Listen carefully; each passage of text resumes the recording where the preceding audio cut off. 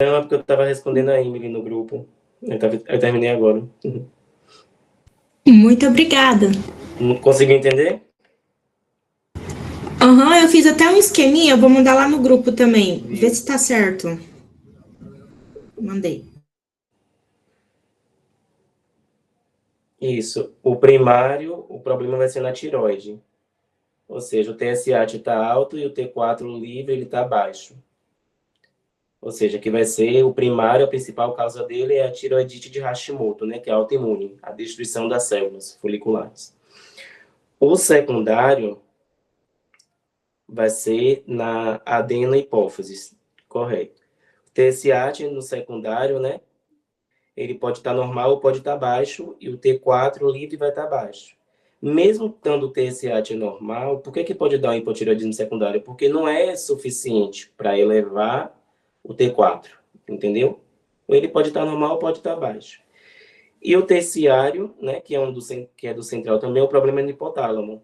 O TSH ele pode estar normal no terciário também, ou pode estar baixo, e o T4 ele continua baixo, né? Já é um problema no hipotálamo. E o subclínico, ele é um TSH alto e o T4 livre normal. Só que o subclínico eu só vou tratar quando eu tiver sintomas de hipotiroidismo, né? Que tá aqui, tema de exame, tá vendo? Quando tratar o subclínico, tá bom?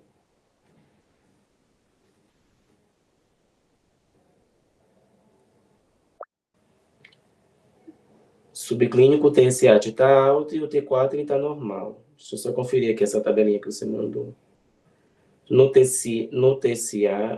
central, que é secundário e terciário. TSH ele vai estar normal ou ele vai estar baixo. E o T4 é livre, ele vai estar baixo. O problema vai ser na adenipófise secundário. Correto. E o terciário vai ser no hipotálamo, vai estar a mesma coisa. O TSH é normal, não é suficiente para subir T4, ou baixo, e o T4 livre baixo. E o primário vai ser TSH alto e T4 baixo, que vai ser na glândula tireoide o problema. O subclínico vai danificar que parte? Não fala, né? Não, não tem uma especificação do subclínico, pois geralmente ele não apresenta sintomas. Você só trata o subclínico quando ele apresentar sintomas, tá bom? Como tem aqui falando, o subclínico, o TSH é maior que 10, né? Porque o nosso valor normal de TSH, ele vai ser, o valor de referência do TSH, ele vai ser, cadê Jesus? Entre 0,4 a 4,5 o valor de referência do TSH. Ou seja, ele está maior que 10 é quando você vai tratar.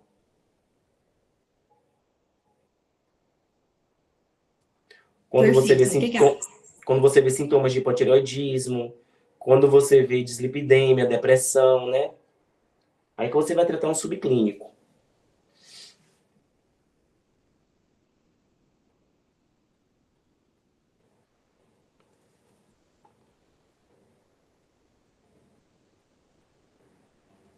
É isso mesmo, ele é um valor de 0,5 a 4, de 0,4 a 4,5 TSH. Aí você vai tratar o subclínico nessas condições. Por isso que é bom a gente lembrar os valores de referência, né? Que é tema de exame.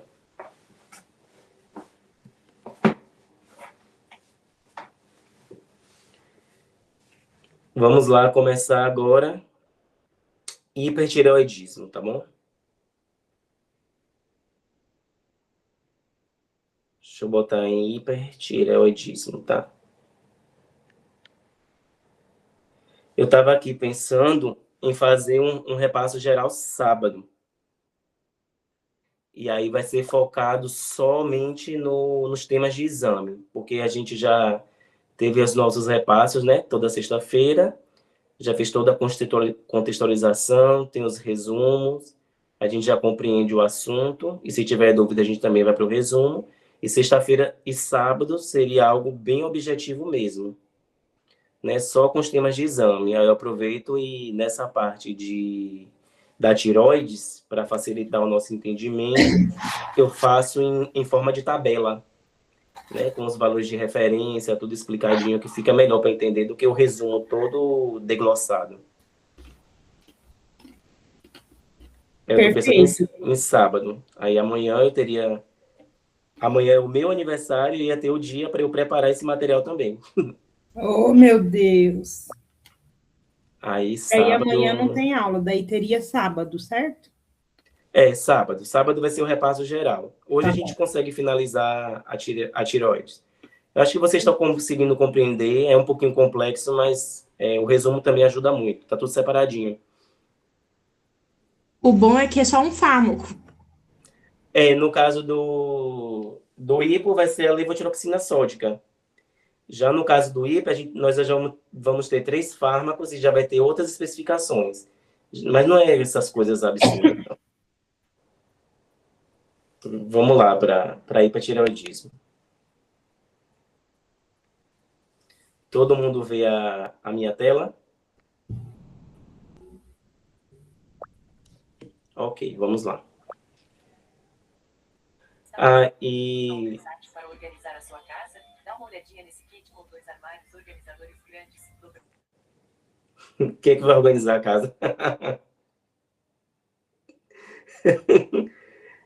É Kelly, é?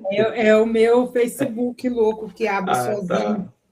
Tá. E só uma coisa que eu esqueci de falar, né? Mas isso aí eu vou colocar no resumo, do hipotireoidismo primário, que era tema de exame, que o que a gente vai pedir, né? Mas tá lá. TSH, T4 e anti-TPO, né? Porque o meu TSH no primário ele vai estar alto, o meu T4 livre no primário ele vai estar baixo, e o meu anti-TPO ele vai estar positivo, né? Ele tem que estar positivo. O anticorpo da tireoperoxidase, tá bom? Mas isso aí eu vou fazer tudo certinho no resumo final. Vamos para hipertireoidismo, tá bom?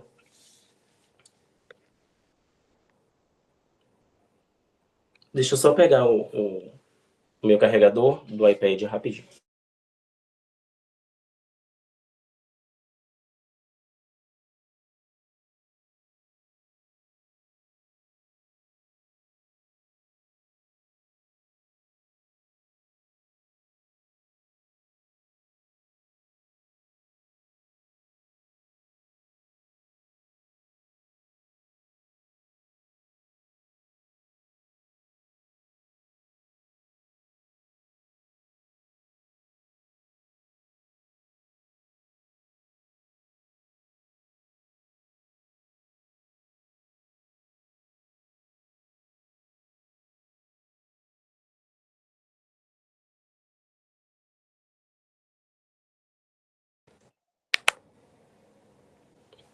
Então, pessoal, quando nós estudamos hipertireoidismo, a gente estuda um fenômeno, né, chamado tirotoxicose, né? E essas diferenças foi citado também que seria tema de exame, tá?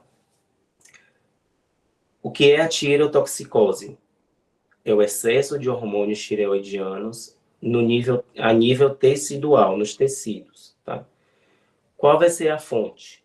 A minha própria tireoide, que está produzindo em excesso, pode provocar uma tireotoxicose. A ingestão de hormônios tireoideus, tá? E um tecido tireoidiano ectópico, um tecido da tireoide que cresceu em um lugar que não é o lugar exato dele, né? Anatômico, tá bom? Essa é a tireotoxicose. É o excesso de hormônios tireoideus a nível tecidual. Quais são as fontes dessa tireotoxicose? A própria tireoide, a ingestão de hormônios tireoideus e um tecido tireoidiano ectópico. Já o hipertireoidismo é a produção excessiva de hormônios tireoideus pela glândula tireoide. O mais comum, que vai ser a doença de Graves-Basedow, que é 80% a forma de hipertireoidismo, tá bom? Ou seja, tem essas diferenças que é tema de exame. A tireotoxicose é o excesso de hormônio tireoideu a nível tecidual, que qual é a fonte dele? A tireoide, a ingestão de hormônios tireoideus e o tecido tireoidiano ectópico, tá bom? Já o hipertireoidismo, ele é a produção excessiva de hormônios tireoideus pela glândula tireoide, que o mais comum vai ser a enfermidade de Graves, né? 80%, a doença de Graves-Basedow. É a mais comum causa de hipertireoidismo. Aí vamos às causas de tireotoxicose, né? A doença de Graves, que é a produção excessiva de hormônios tireoideus, um bócio multinodular tóxico, um adenoma tóxico, um adenoma secretor de TSH, né, que vai estimular muito o TSH, muito TSH estimulando a tireoide, uma inflamação na tireoide subaguda e um câncer, né, com metástases na própria tireoide. Dessa parte aqui, o que é tema de exame são essas diferenças entre tireotoxicose e hipertireoidismo, tá bom?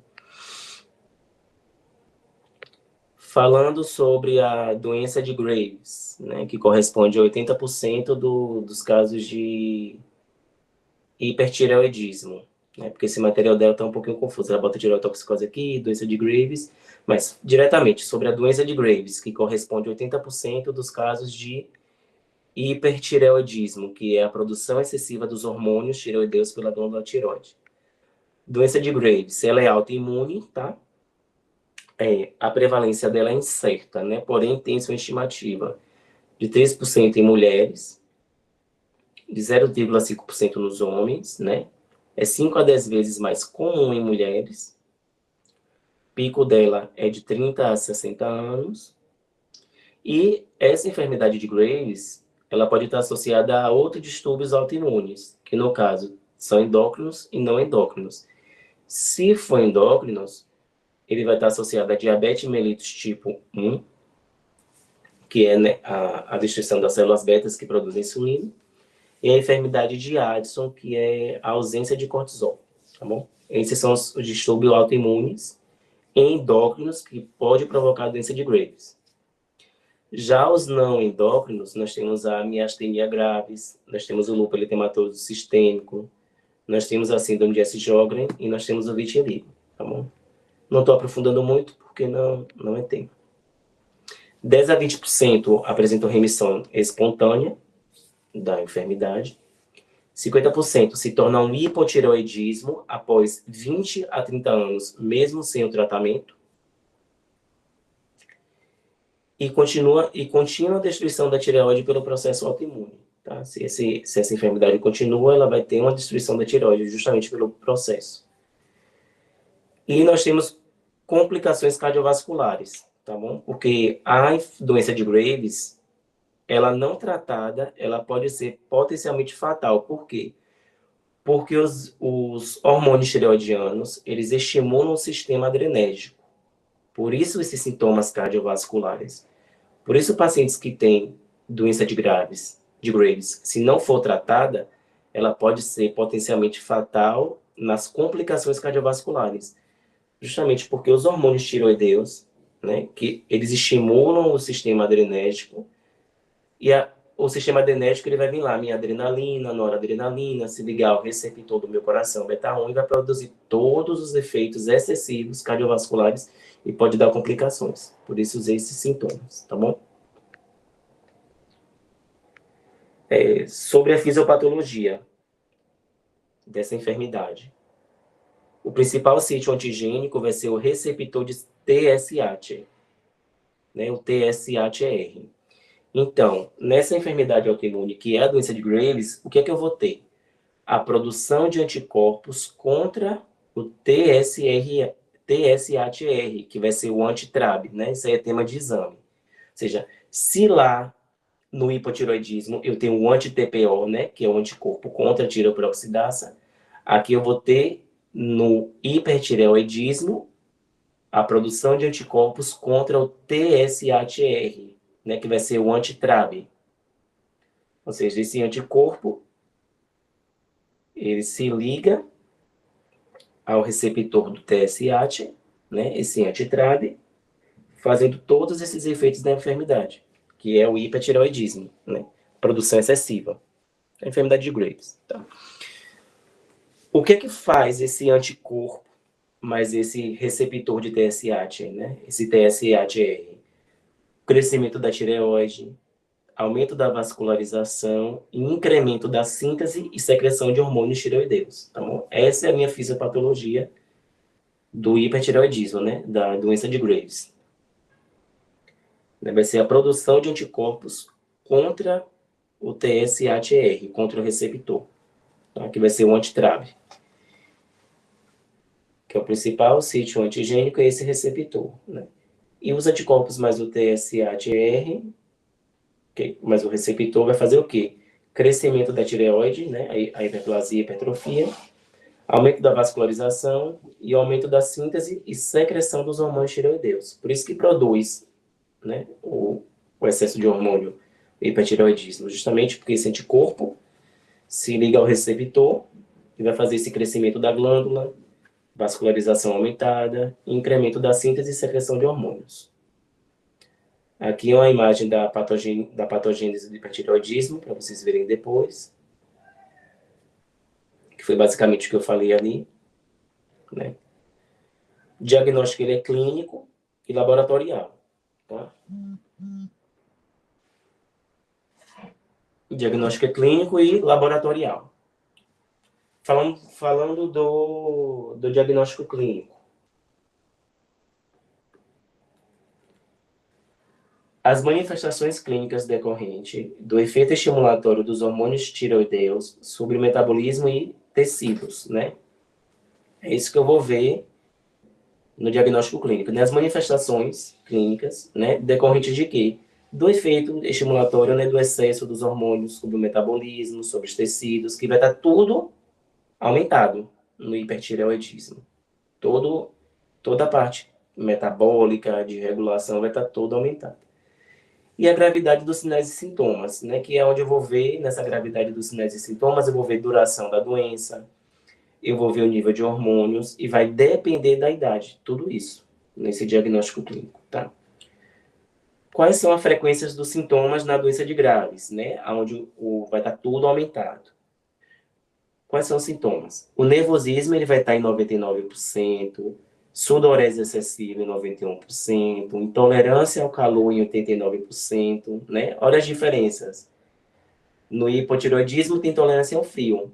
No hipertireoidismo, né, que é provocado pela enfermidade, doença de Graves, vai ser intolerância ao calor, vai estar em 89%. Palpitação vai estar em 89%, né, que é sintoma cardiovascular pela estimulação adrenérgica. Fadiga, 88%. Perda de peso, 85%, porque o metabolismo ele vai estar acelerado. Espineia, fraqueza, constipação intestinal, que no caso vai estar 4%, né? Lembra que no hipotireoidismo a constipação intestinal ela é bem alta, né? Por causa do metabolismo lento. O aumento do apetite vai estar em 65%, queixas oculares em 54%, edema, hiperdefecação sem diarreia, vão estar em 33 a 35%, diarreia 23%, distúrbio menstrual 20%, anorexia baixa 9% e ganho poderoso baixíssimo, né? Pelo metabolismo acelerado 2%. Esses são os sintomas, tá? Que eu vou ver no diagnóstico clínico, eu vou ver a gravidade desses sintomas. Já sobre os sinais, o que é que eu vou observar nos sinais? Uma taquicardia a 100%, um bócio a 97%, né? Porque justamente pela estimulação altíssima da minha glândula, né? Por causa dos anticorpos contra o receptor, que vai estimular o crescimento, eu vou ter um bócio de 97%, tremor nas mãos 97%, pele quente úmida 90%, sopro sobre a tireoide 77%, alterações oculares 71%, fibrilação atrial 10%, esplenomegalia 10%, ginecomastia também e eritema palmar. Tá bom? Esses são os fatores, né, a frequência dos sintomas e dos sinais da doença de Graves, do hipertireoidismo, que nós vemos dentro do diagnóstico clínico. E a gravidade desses sinais e sintomas vai depender da duração da doença, do nível hormonal e da idade do paciente, né? Porque essas manifestações clínicas, esses sinais e sintomas, eles são decorrentes, né, do efeito, do estímulo desses hormônios sobre o metabolismo, sobre os tecidos. Por isso que eu vou ver tudo aí aumentado, tá bom? E algumas coisas não. Prestar atenção nisso, porque não foi citado como tema de exame, mas isso ajuda a gente a entender lá o caso clínico, tá bom? E pode cair, né, porque às vezes o professor fala não vai cobrar, e às vezes pode cair uma coisa ou outra que é bom a gente estudar caso caia. Já aqui no diagnóstico clínico é o que foi falado que vai se cobrar em tema de exame, né? Quais são as 3 manifestações principais, né, no diagnóstico clínico, no paciente com o hipertireoidismo? Quais vão ser as 3 manifestações principais? O hipertireoidismo com bócio difuso, né? Esse bócio ele vai estar difuso, esses nódulos. Uma oftalmopatia infiltrativa e uma dermopatia, né? Um mixedema pré-tibial, tá bom? Isso aí que vai ser cobrado, se perguntar.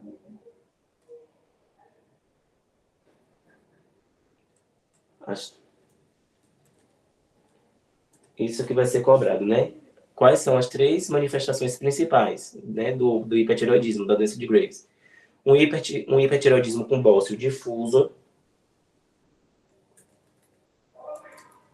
um hipertireoidismo com um bócio difuso, uma oftalmopatia infiltrativa, né, uma dermopatia, que é o mixedema tibial, pré-tibial. Essas são as 3 principais manifestações.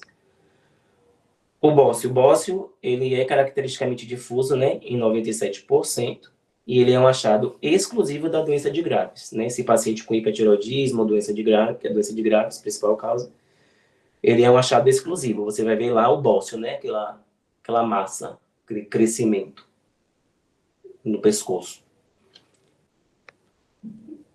A oftalmopatia, né, como é que ela chega a essa oftalmopatia? Os anticorpos, eles vão provocar uma alta agressão intraorbitária, né, lá na minha órbita, na minha região orbitária, onde ficam os meus olhos. Clinicamente evidente essa oftalmopatia. 50% dos pacientes com doença de Graves, com hipertireoidismo, vai ter essa oftalmopatia, tá? E essa agressão provocada pelos anticorpos, pelo, né, o antitrabe, lá na glândula, o que é que faz para chegar a essa oftalmopatia? Vai fazer um espessamento dos músculos extraoculares, vai gerar um aumento da gordura retrolobular, né, no meu lóbulo ocular, e vai diminuir a circulação da drenagem venosa da minha região oftálmica. Por isso que leva à oftalmopatia, ao crescimento, ao espessamento, né? Quando chega também nessa diminuição de drenagem venosa, tá bom? Aí qual vai ser as consequências, né, desse espessamento, desse aumento de gordura e da diminuição da drenagem? Eu vou ter um edema periorbital, né? Eu vou ter um edema na região dos olhos, um edema na conjuntiva e vou ter uma vermelhidão, uma hiperemia conjuntival.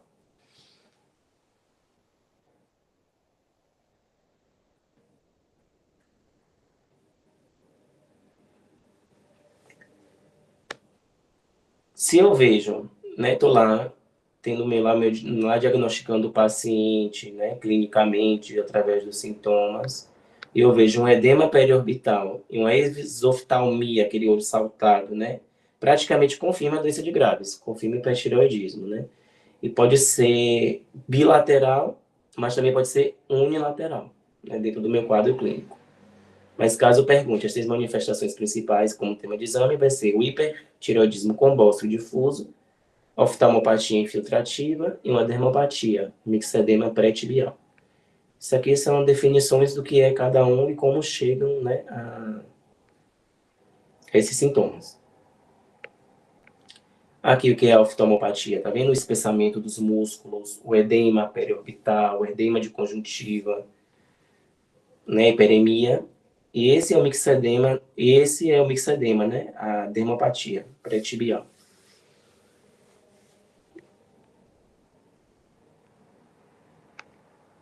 Essa é a minha dermopatia, né? Esse mixedema, um edemaciado, né? Pré-tibial, lá na região da tíbia, tá bom? Essa imagenzinha aí como exemplo. Como é que eu faço o meu diagnóstico, né? Da doença de Graves, do hipertireoidismo? Lembrando que ela é 80%, né? A causa, ela é a causa mais comum, 80% do hipertireoidismo, a enfermidade de Graves. O quadro clínico, eu vou ter um TSH suprimido, né? Eu vou ter uma diminuição do valor, eu vou ter um valor inferior detectável pelo método de 0,002.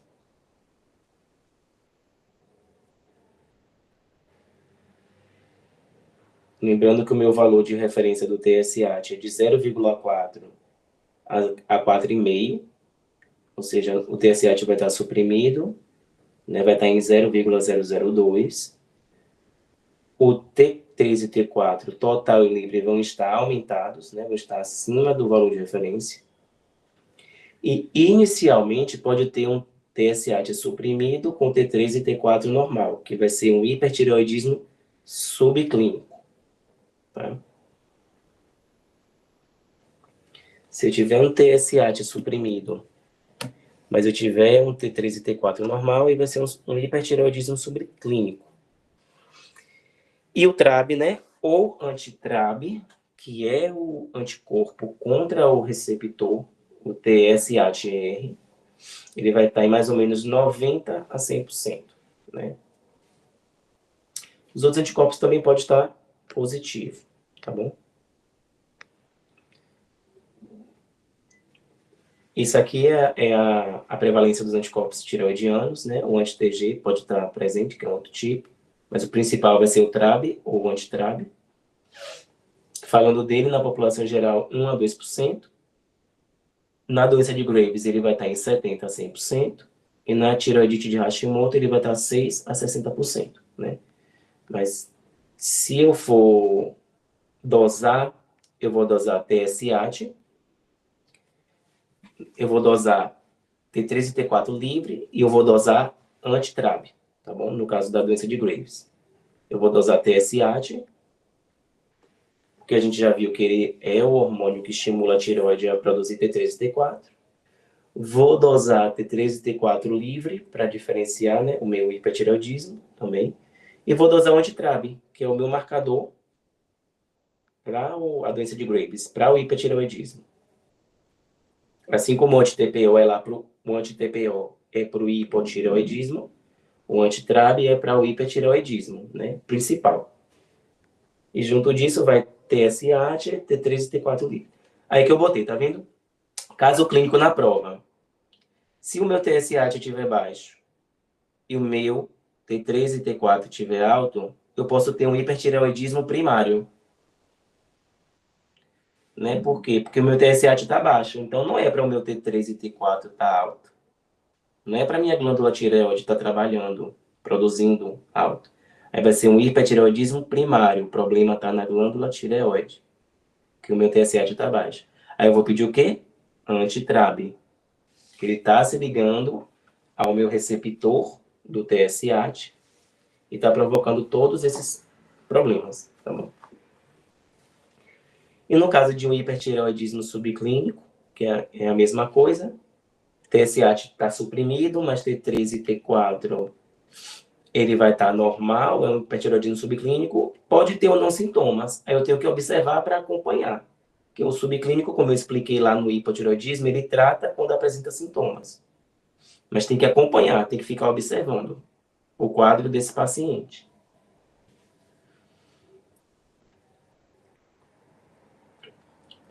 Exames de imagem, né? Eu tenho vários exames de imagem que vai me ajudar a ver como é que tá a minha glândula, né? Captação de iodo radioativo em 24 horas. É o raio 24 horas. Vai ser elevado em praticamente 100% dos casos de enfermidade de Graves, né? De doença de Graves. E só vai solicitar ele se houver dúvida diagnóstica. Se eu tiver dúvida diagnóstica, é que eu solicito essa captação de iodo radioativo, tá bom? Ultrassom, né? É uma sensibilidade semelhante ao o raio, 24 horas. E na ultrassom, o meu Doppler, ele vai diferenciar uma hipófise difusamente aumentada versus uma tirotoxicose, perdão, aí eu creio que não é é a hipófise difusamente aumentada, não é o hipotireoidismo, que a gente está falando de hipa, porque eu não olhei direito no material essa parte, nessa hora. Versus uma tirotoxicose induzida por destruição folicular, né? O volume diminuído, o fluxo sanguíneo diminuído, né? Eu não aprofundei muito isso aqui porque não foi cobrado, tá bom? Cintilografia, eu vou ver um iodo radioativo, ou tenécio, e o paciente com nódulo na cintilografia, eu vou ter a diferenciação entre nódulo quente e nódulo frio. E um outro exame de imagem vai ser a punção por agulha fina, né, o PAF. Esse PAF eu vou ver os nódulos, normo ou hipocaptantes, frios e risco de malignidade, né? Isso aqui eu não aprofundei muito, porque não foi citado também como tema de exame, só para a gente observar, tá bom? Porque se for focar na parte farmacológica, é pouco. Mas tem coisas aqui que é tema de exame que eu tenho que falar, porque para dar ênfase ao assunto e ajudar a entender a atuação da medicação. Diagnóstico diferencial, né, do hipertireoidismo, que é provocado por Graves. Ansiedade, síndrome do pânico. O uso de cocaína e anfetaminas pode levar também. O feocromocitoma, que é um tumor na glândula adrenal, né, que provoca hipertensão por catecolaminas, pelo excesso. É diagnóstico diferencial também. A produção excessiva de TSH também é um diagnóstico diferencial, né? Por causa, por exemplo, um tumor hipofisário produtor de TSH, uma tireotropinoma, né? Esse tumor hipofisário pode gerar uma produção excessiva de TSH, que vai levar à estimulação de muito hormônio, levando ao hipertireoidismo, e uma resistência hipofisária a T3 e T4, tá bom?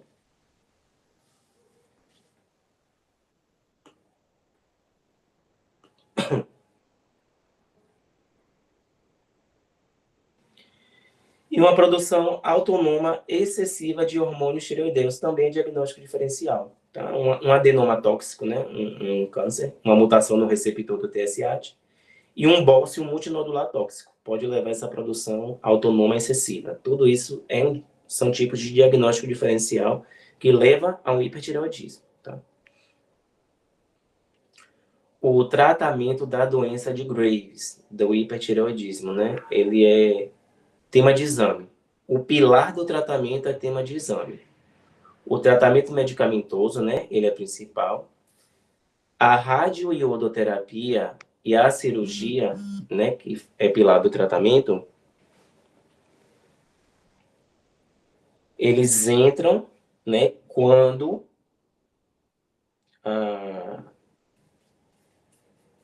a terapia medicamentosa não está funcionando, né? Ou seja, o pilar do meu tratamento da doença de Graves vai ser o tratamento medicamentoso, a radioterapia e a cirurgia, tá bom? Essas mesmas opções são em pacientes maiores, as mesmas opções em pacientes maiores de 60 anos, e a escolha desse tratamento vai depender da característica clínica do paciente e vai depender da preferência do paciente. No Brasil, é diferente de outros países, né? Esse tratamento ele fica em cargo dos endocrinologistas, em 65% a 87%. A primeira escolha vai ser a tionamida, né? A medicação, as medicações, as tionamidas. E quando é que eu vou pensar em cirurgia ou radioterapia, que é um dos pilares do tratamento? Quando a minha terapia não está funcionando, né? Ou seja, a minha terapia medicamentosa não está funcionando. Quando tiver um curso prolongado, né, da droga antitireoidiana e quando tiver complicações. Aí é que eu penso, tá? Em radioterapia e cirurgia. Fora isso, o tratamento medicamentoso, mas o pilar do tratamento, né, ela pergunta na prova, vai ser tratamento medicamentoso, radioterapia e cirurgia.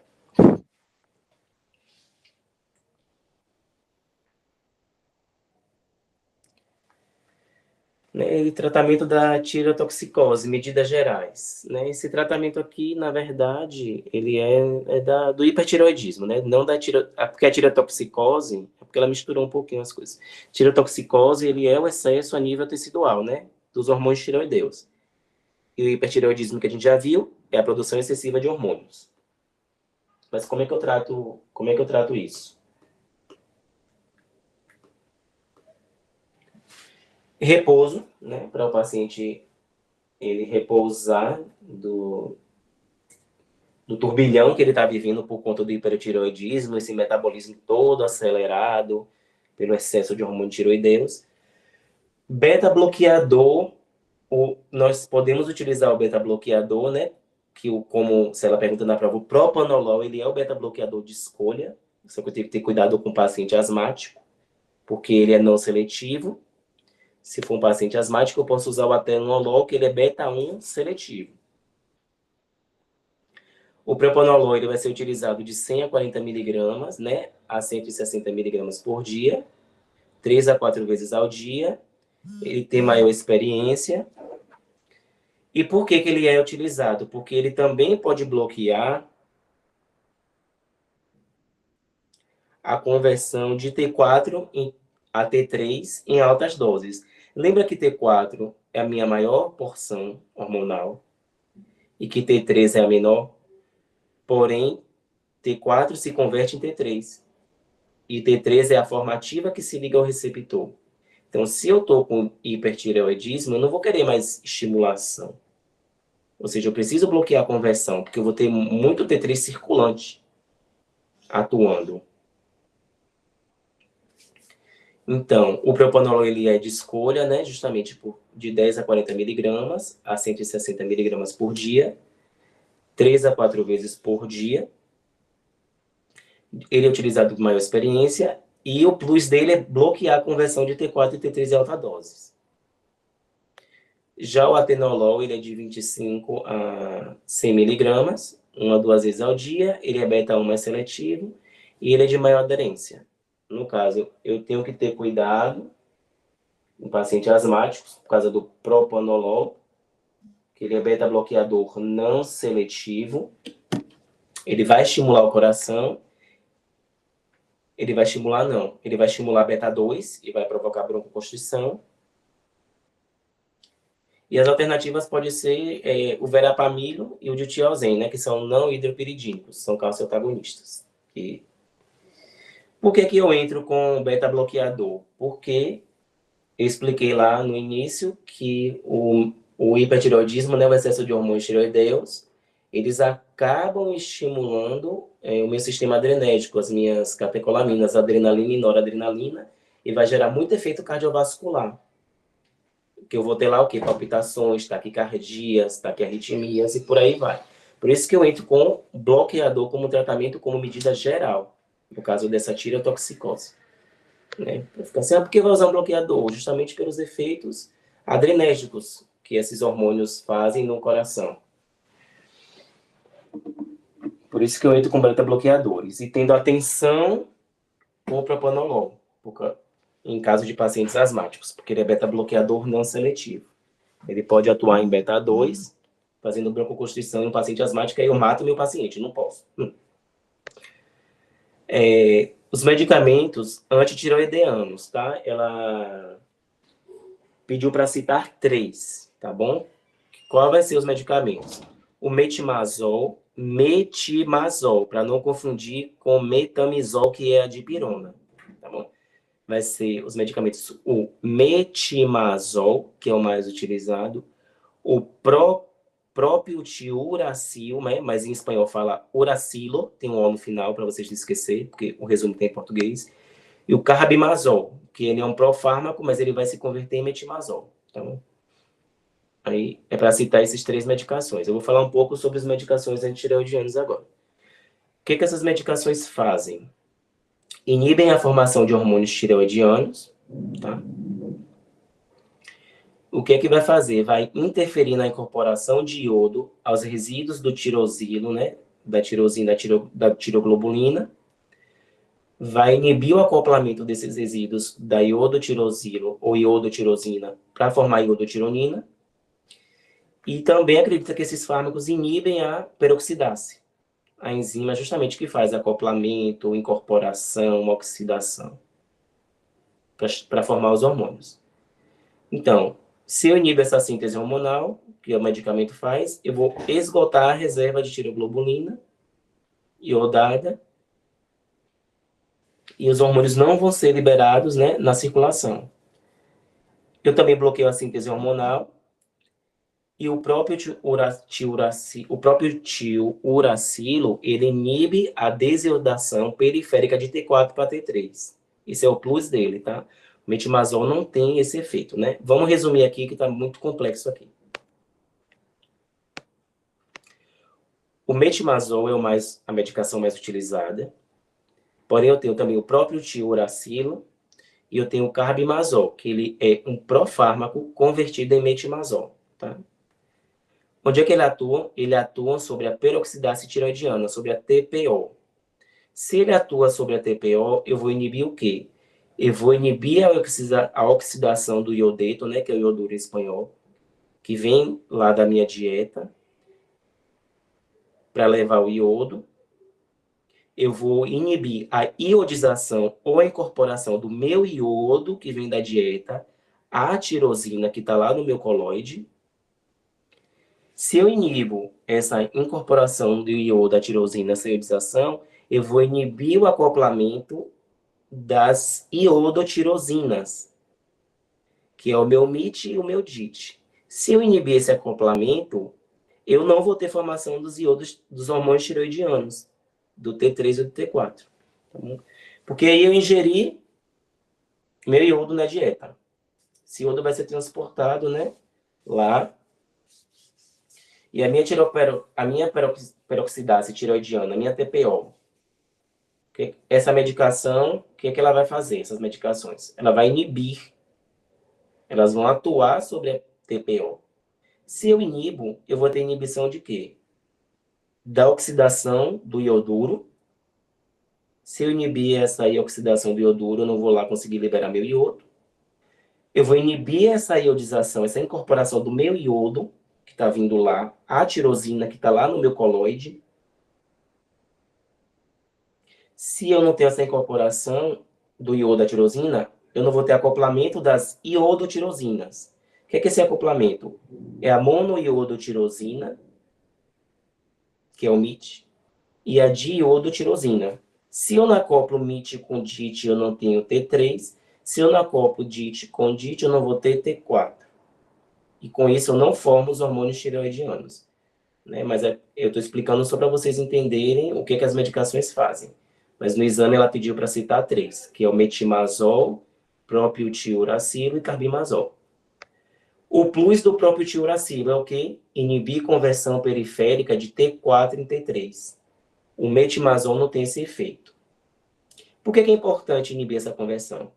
Porque é aquilo que eu já expliquei. T4 é a maior porção que se converte em T3. T3 é a formativa que se liga ao receptor e faz os efeitos hormonais.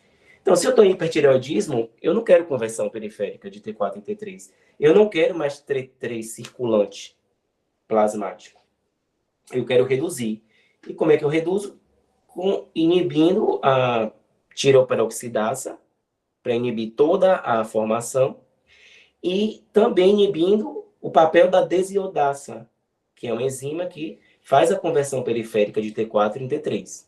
Tá? Aí, falando especificamente sobre esses dois. O metimazol, qual é o principal dele, do metimazol? Inibir a peroxidase, a TPO. Então, eu não vou ter oxidação do iodeto, né? O que eu já expliquei ali em cima. Não vou ter oxidação do iodeto. Eu não vou ter incorporação do iodo na tirosina. Não vou ter formação de MIT e de DIT, monoiodotirosina nem diiodotirosina. Com isso, elas não vão se acoplar. E com isso, eu não vou formar os hormônios T3 e T4. Esse é o mecanismo de ação do metimazol. O próprio tiuracilo, o PTO, ele também inibe a peroxidase, só que também vai inibir a desiodinase. O que essa desiodinase faz? Ela faz uma redução de conversão periférica de T4 em T3. Então, se eu inibir desiodinase, eu vou inibir essa redução de conversão. Eu não vou ter T3 circulante. Então, eu não vou ter T3 se ligando ao receptor e não vou ter mais excesso de hormônio. Eu vou combater esse hipertireoidismo. Tá? Lembrando que metimazol, ele atua na tireoide, na glândula, e a PTO, ela atua na periferia. Né? É diferente.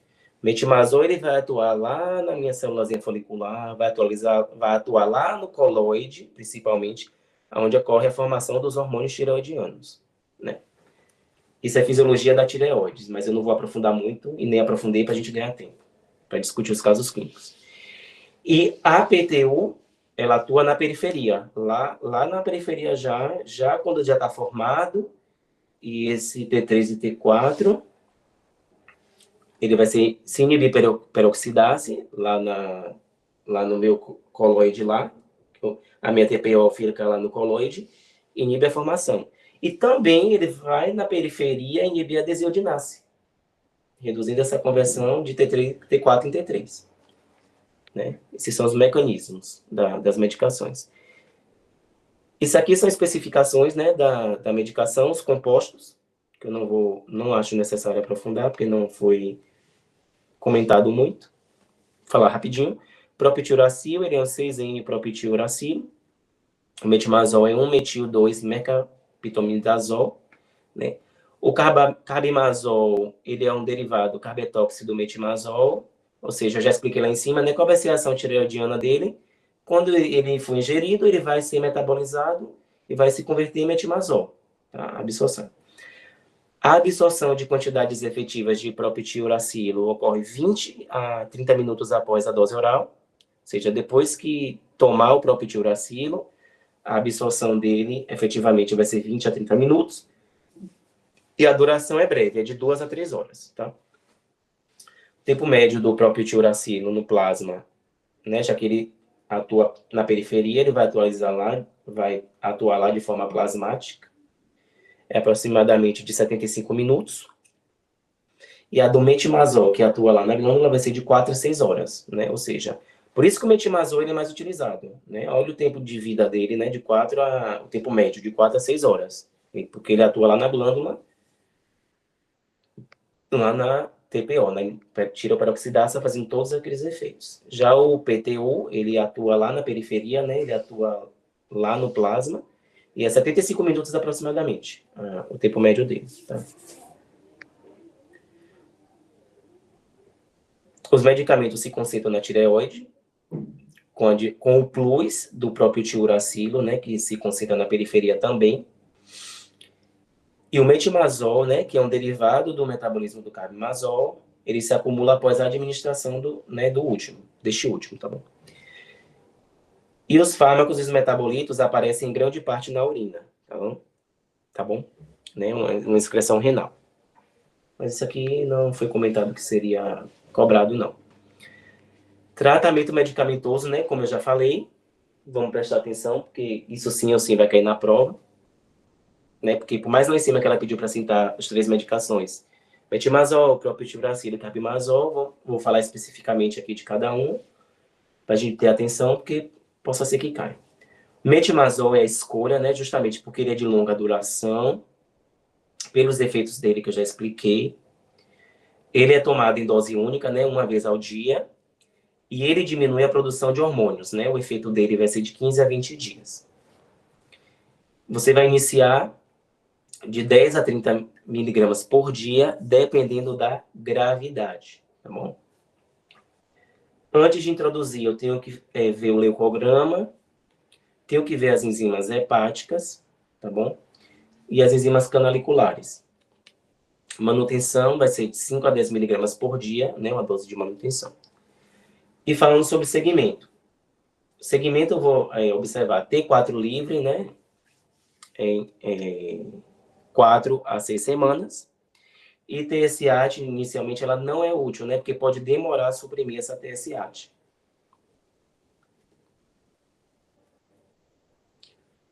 Inicialmente não é útil fazer segmento porque pode a suprimir, né? Pode demorar a suprimir essa TSH. Porque a minha medicação ela vai atuar lá diretamente, lá, bloqueando lá a síntese, né, do T3 e T4, porque vai agir diretamente lá na tiroperoxidase, na desiodinase. Então, eu tenho que ver lá a diminuição de T4 lá, aí livre em 4 a 6 semanas. TSH ele vai demorar a suprimir, porque o problema não vai ser totalmente nele. Isso aqui está repetido, né? Acabou que eu acabei repetindo aqui por erro do material.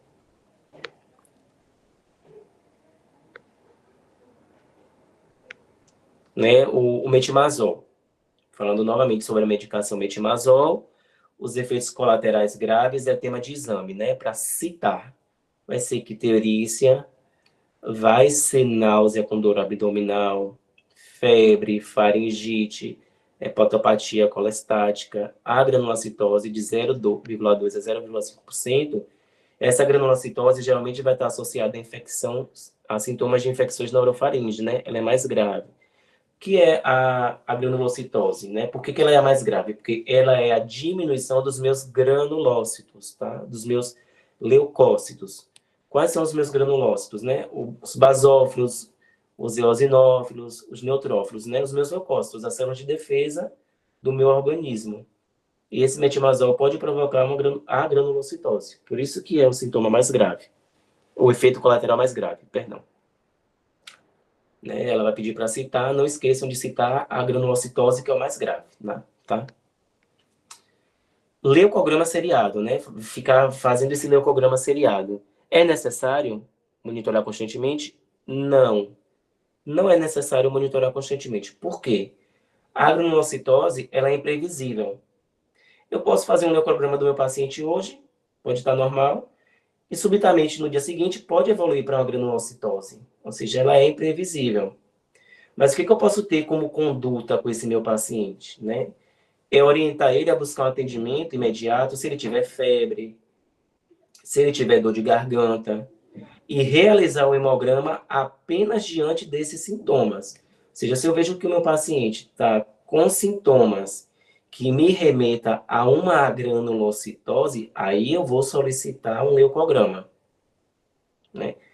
Porém, não é necessário monitorar constantemente porque é imprevisível. Se eu vejo que é um paciente que está com febre, com faringite, né?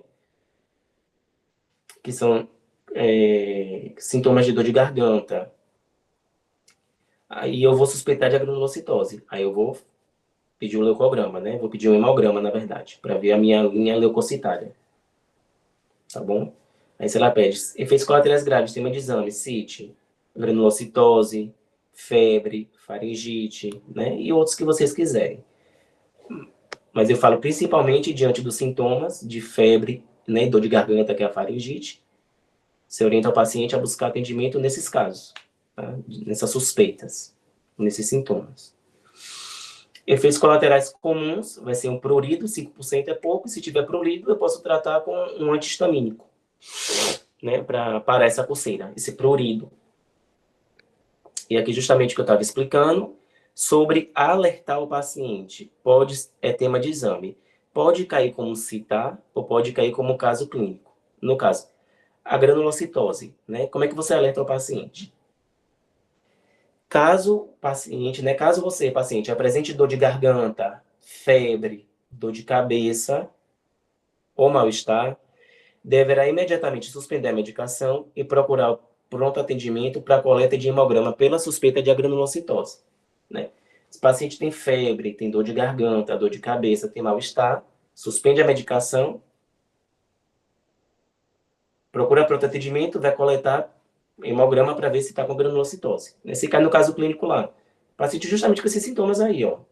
Dor de garganta, febre, dor de cabeça, mal-estar, suspende medicação, pronto atendimento, coleta hemograma pela suspeita de granulocitose. Mesma coisa que tem aqui em cima, né? Nos efeitos colaterais graves para explicar. Já outro caso, outro alerta ao paciente também é hepatite tóxica, porque aqui, né, nos efeitos colaterais graves, nós temos uma hepatopatia, ou seja, como é que eu vou alertar esse paciente uma suspeita de hepatite tóxica? Se o paciente estiver com dor abdominal acompanhada de uma urina cor de Coca-Cola, fezes esbranquiçadas, né, suspender a medicação também e procurar o pronto atendimento para afastar a hepatite tóxica. Ou seja, nesses dois casos eu vou alertar o meu paciente e na prova pode cair como citar ou como caso clínico. Se eu estiver diante de um paciente com dor de garganta, febre, dor de cabeça e mal-estar, suspende a medicação, vai para o pronto atendimento e vai coletar hemograma. Isso aí vai me remeter a granulocitose. Já se eu estiver diante de um paciente que está com dor abdominal, se está com a urina cor de Coca-Cola e fezes esbranquiçadas, suspende a medicação também, só que aí vai buscar o pronto atendimento também, porém já vai ser hepatite tóxica, né? Se liguem nessas diferenças aí. Granulocitose tem uns efeitos e hepatite tóxica tem outros. E agora, né, encerramos metimazol, que é a mais utilizada, porém tem todo esse mecanismo, todos esses efeitos. E agora vamos para o próprio tio uracilo, né? Em espanhol, por favor, na prova. Botem próprio tio uracilo.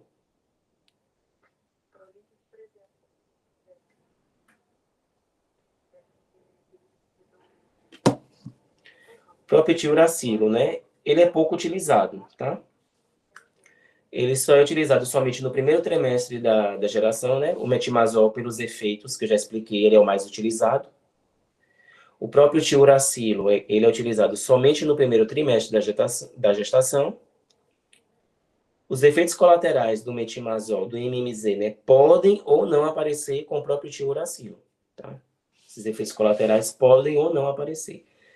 Talvez na crise tireotóxica, pode utilizar o próprio tiuracilo. Lembre que o plus dele é inibir a desiodinasa, e com isso eu não vou ter conversão periférica de T4 em T3. Ou seja, numa crise tireotóxica, talvez eu possa utilizar esse próprio tiuracilo, por esse plus dele. E em uma hepatite fulminante, né, porque lembre-se que o metimazol que a gente acabou de estudar, ele pode provocar hepatite tóxica. Então o próprio tiuracilo, ele entra somente no primeiro trimestre da gestação. Eu tenho que ficar ligado, porque efeitos colaterais do metimazol podem ou não aparecer com ele. Talvez eu possa utilizar ele numa crise tireotóxica, justamente pelo plus de inibir desiodinase e inibir conversão periférica de T4 em T3. E no caso de hepatite fulminante, porque o metimazol, ele provoca, né, uma hepatite tóxica.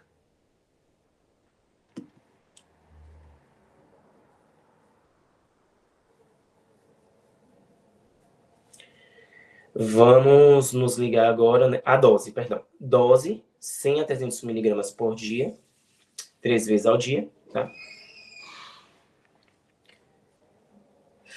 E a duração do tratamento medicamentoso e chance de remissão, tá? Sobre duração do tratamento medicamentoso, né, é por 12 a 18 meses, tá?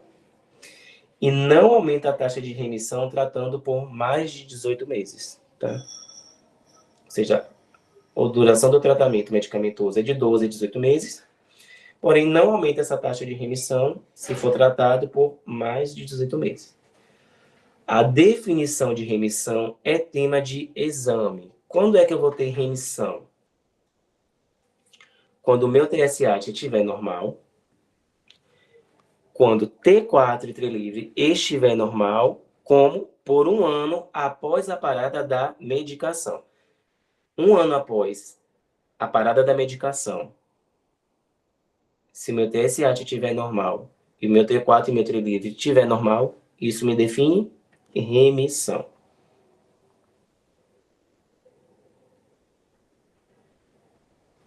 Ou seja, né, definição de remissão é tema de exame. Quando é que eu vou ver definição de remissão no caso desse tratamento com o próprio tiuracilo? Né? Remissão, ela é a diminuição, né, do quadro. Quando o meu TSH estiver normal, quando o meu T4 e meu T livre estiver normal, e por 1 ano após a parada da medicação. 1 ano após a parada da medicação. TSH normal. T4 livre, T3 normal. Definição de remissão, tá bom? Preste atenção nisso aí direitinho, que é tema de exame.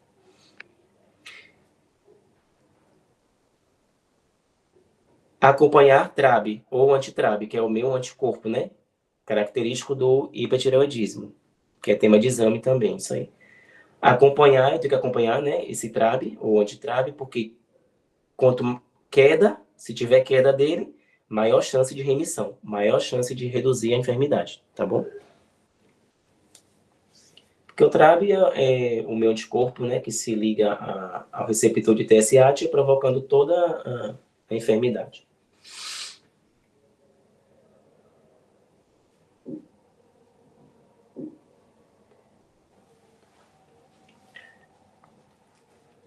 E